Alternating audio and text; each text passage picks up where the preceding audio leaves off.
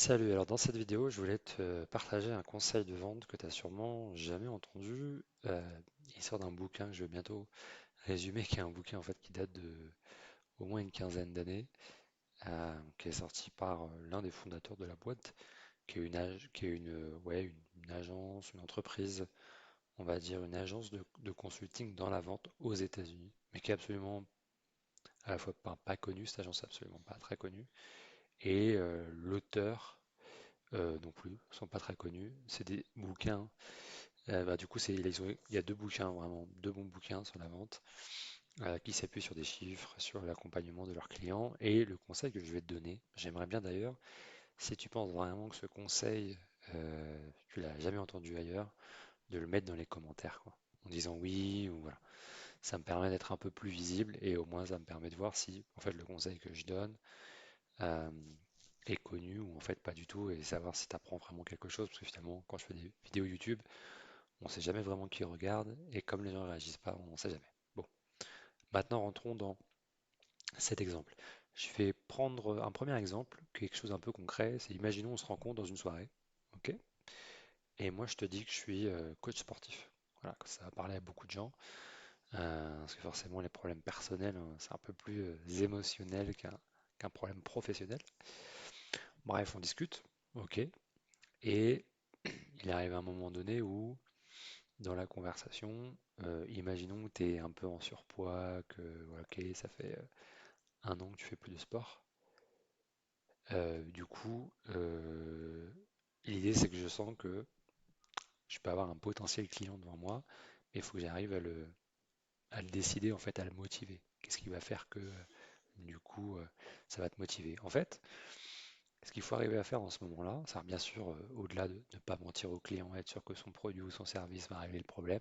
Je pense que on est sur Internet, mais il n'y a pas d'arnaque. En fait, on sait vraiment que notre solution va régler les problèmes du client. L'idée, c'est de dire que, en fait, la plupart des gens, face à un problème, quand ils ne cherchent pas à résoudre leur problème, euh, c'est avant tout parce qu'en gros, ils pensent qu'ils sont dans la moyenne, en fait. C'est-à-dire que, imaginons que tu as un niveau d'anglais, enfin là, par exemple, dans le sport, tu vas te dire, bon, par rapport à la moyenne de mes copains, j'ai à peu près je sais pas, le même poids, au niveau de la façon dont la façon dont je me tiens, le sport que je peux faire. Voilà. Tout ça est lié en fait au contexte. Si les gens autour de moi font pas de sport et que je fais pas de sport, ça va pas me motiver. Enfin, du coup, je vais me rassurer en disant bah c'est bon, je suis à la moyenne. Alors que finalement, si je rentre, voilà. Et c'est là en fait, il faut changer en fait la vision de la personne que vous avez en face de vous. Là, dans le cadre où je veux te vendre, imaginons un accompagnement de coach sportif, en fait, je vais te dire le problème que tu as aujourd'hui, c'est que tu as 32 ans. Ok.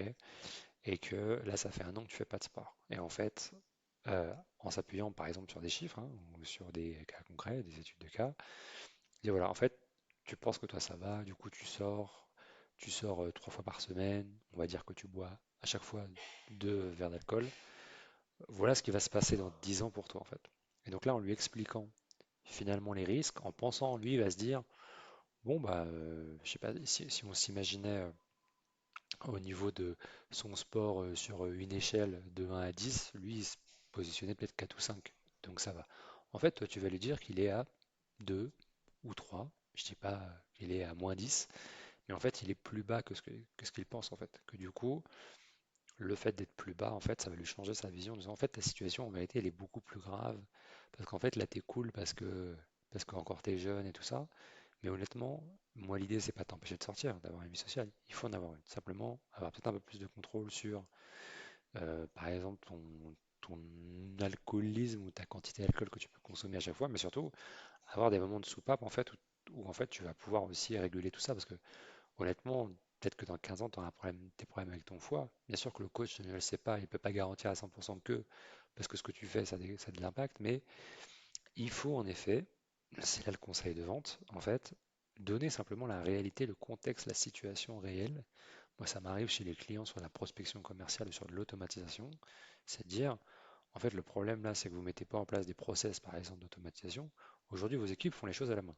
Bon, pour l'instant, ça tourne parce que vous avez 15-20 clients. Le problème, c'est que vous, votre objectif, il est d'aller où? 30, 40, 50, 60 clients. Du coup, ce temps-là supplémentaire qui est géré par client, Et à un moment donné, de toute façon, vos salariés ils vont être trop chargés pour pouvoir faire plus. Donc, qu'est-ce que vous allez faire? Vous allez recruter. Vous allez recruter des gens qui vont faire ça, alors qu'en fin de compte, avec une mission, on va pouvoir automatiser les process et vous allez d'une libérer dès maintenant 1 heure par exemple par jour pour vos salariés pour faire ce travail-là. Et vous allez au moins les mettre à faire autre chose, mais surtout les futurs salariés vont vraiment travailler pas sur, j'en sais rien, du suivi ou de la création de factures, bref, peu importe. Il faut que vous preniez en fait la situation en main maintenant et que vous preniez une décision et que vous réglez le problème.